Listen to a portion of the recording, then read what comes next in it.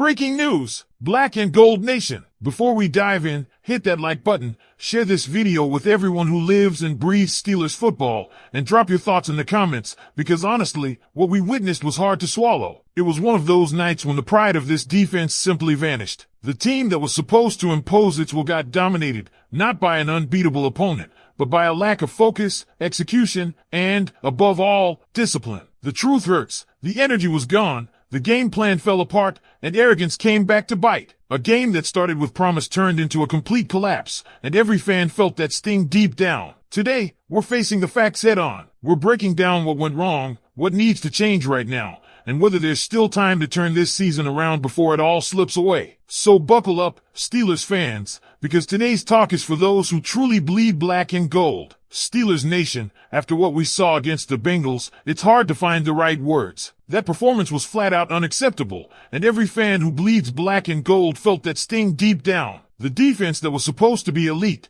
the one built to carry this team into January, completely fell apart under the lights on Thursday night. You could see the frustration on every player's face. The Steelers stopped the Bengals on their first two drives. The defense looked sharp, like the same unit that bullied Cleveland and Minnesota. And then, out of nowhere, it all went off the rails. From the middle of the second quarter to the middle of the third, everything crumbled. During that 15-minute stretch, Cincinnati ran 33 plays to Pittsburgh's 8. The Bengals held the ball for almost 14 and a half minutes. 14 and a half. That's an eternity on a short week. You can't survive that. The Steelers' defense was stuck on the field, getting gassed, and the offense couldn't stay alive long enough to help. 2 quick interceptions, 2 wasted drives, and suddenly the defense was drowning. Fatigue became the silent killer. You could see it in the second half. The speed was gone. The energy was gone. Every time the Bengals lined up, it looked like they knew exactly where to go. That's not an effort problem. It's a discipline problem. When your defense is built on execution and gap integrity, trying to play hero ball kills you. Too many guys tried to do too much, and it burned them. Patrick Queen, Chuck Clark, Peyton Wilson, all of them had moments where they abandoned their assignments trying to make a splash play. And that's how a running back who averages 2.4 yards a carry suddenly looks like an all-pro. That's been the story for too long. You can't be a championship defense if you let Chase Brown and the Bengals' dead last rushing attack explode for nearly 100 yards by halftime. When you can't stop the run, nothing else matters. It opens up everything for the opposing quarterback, and Joe Flacco, yes, Joe Flacco, took full advantage. He got the ball out in 2.2 seconds on average. The pass rush never had a chance. So, if you're pointing fingers at what or Highsmith or Herbig, think again. The coverage wasn't holding up, and the scheme didn't help. But the deeper issue wasn't fatigue or even Flacco's quick release. It was the game plan. Terrell Austin and Mike Tomlin made a fatal mistake. They refused to double Jamar Chase. You'd think after watching him torch secondaries year after year, the plan would be simple: don't let him breathe. Instead, they left corners one-on-one and paid the price. Chase ended up with 16 catches on 23 targets for 161 yards and a touchdown, averaging a first down per catch. And the crazy part? It could have been worse. He dropped a few. The arrogance of thinking you can play man coverage against Chase all night is mind-blowing. Tomlin said it after trading for Jalen Ramsey. We brought him here to match up against guys like Chase. But Thursday proved Ramsey isn't that player anymore. Not in press man. Not against elite speed. He got cooked over and over again. And Darius Slay wasn't much better. The reality is, both of those veterans are slowing down. Ramsey can still be a weapon, but not as an outside corner. His days of locking down number ones on an island are over. He needs to move inside, play the nickel or free safety, use those instincts and ball skills instead of trying to chase younger, faster guys across the field. Slay, meanwhile, looks like a guy fighting the clock. Father Time doesn't lose, and it's catching up fast. He thrived last year in Philadelphia because Vic Fangio's defense let him play off coverage. Here in Pittsburgh, they've got impressing receivers like he's still 27. It's not working. The tape doesn't lie. The speed just isn't there. If the Steelers keep running man coverage at this rate, Slay shouldn't be out there. Brandon Echols showed more juice in limited snaps and might deserve that spot moving forward. And then there's Chuck Clark. I don't think any fan watching that game understood why he was starting. Healthy roster, everyone available, and somehow Clark went from a healthy scratch last week to 43 defensive snaps this one, more than one Thornhill and Jabril Peppers combined. That's coaching malpractice. Clark missed tackles, blew assignments, and looked lost in coverage. He gave up a touchdown to T. Higgins, and his poor positioning helped Cincinnati take control. There's no defending it. Thornhill has played better. Peppers brings more energy. Yet the staff trusted Clark. It's decisions like that make fans lose faith in the coaching staff's judgment. Even Nick Herbig, who's been a top-tier pass rusher since coming back from injury, barely saw the field, only 28 snaps. Meanwhile, Clark gets 43. You tell me how that makes sense. On a short week, when fresh legs matter most, one of your most disruptive players sits. That's not just questionable, it's inexcusable. And when you combine all that with communication breakdowns, it becomes a disaster. Fourth quarter, crunch time, the Steelers playing cover 3, and once again, a busted signal leaves Jamar Chase wide open for 20 yards. Same story every week, one major miscommunication that costs them big. You can't win football games when your secondary is out of sync, when guys aren't hearing calls, when veterans are making rookie mistakes. This team doesn't lack talent. That's the most frustrating part. They've got stars, leaders, playmakers, but discipline, communication,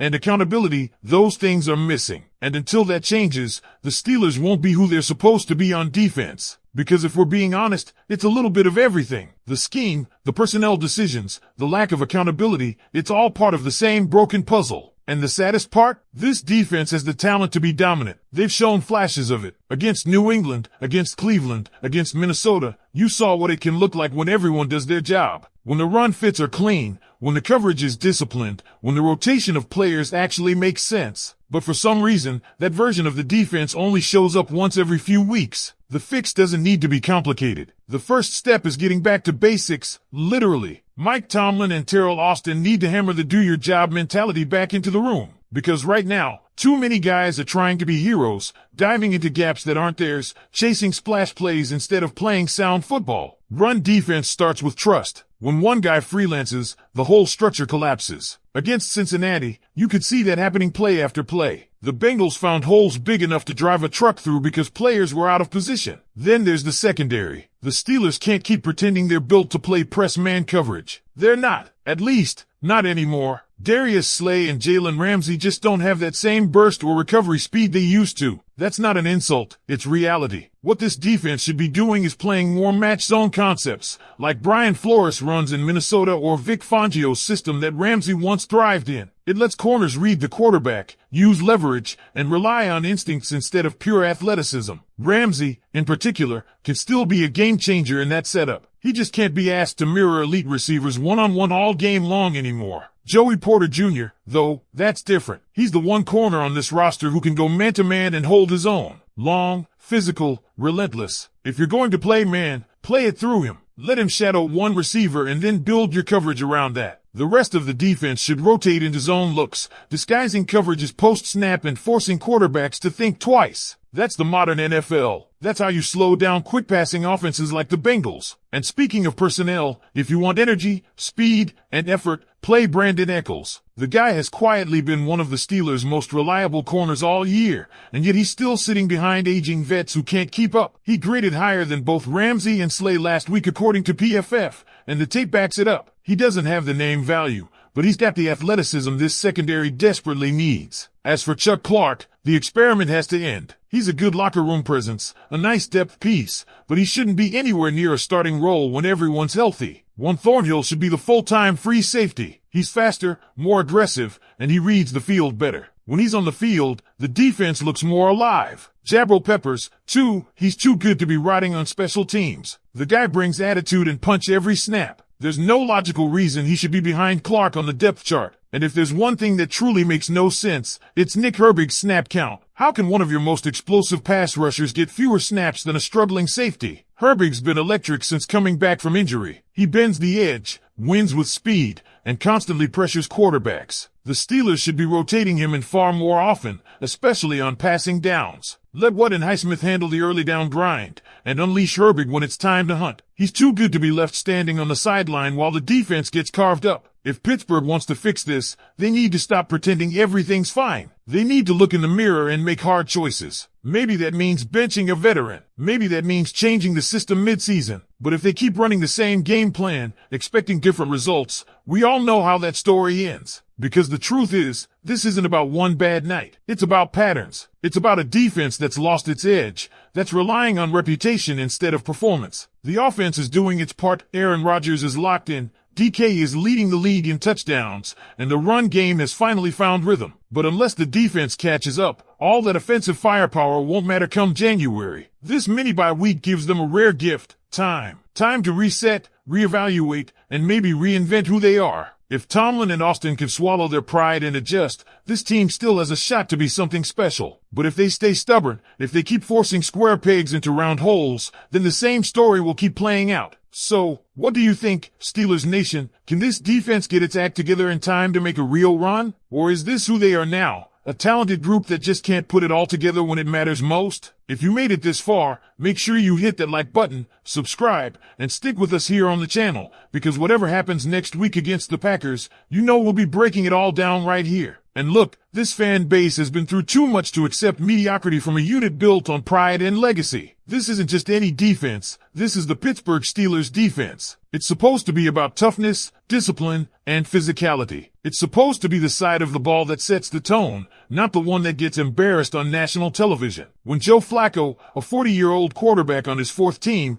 carves you up with quick throws and no pressure, something's gone seriously wrong in the DNA of this defense. The good news? It's still fixable. The talent is there. It's the alignment and the attitude that need changing. The players have to stop pointing fingers and start owning their assignments. The coaches have to be willing to adapt. Terrell Austin can't keep dialing up cover one blitzes when his corners can't win one-on-one. Tomlin has to be willing to bench veterans who aren't producing, no matter how big their names are. The best teams in the NFL are ruthless about that. Look at Baltimore, look at San Francisco. If you can't execute, you sit. Pittsburgh used to live by that standard. The standard is the standard, Tomlin loves to say. Well, it's time for him to prove it again. Play the guys who give you the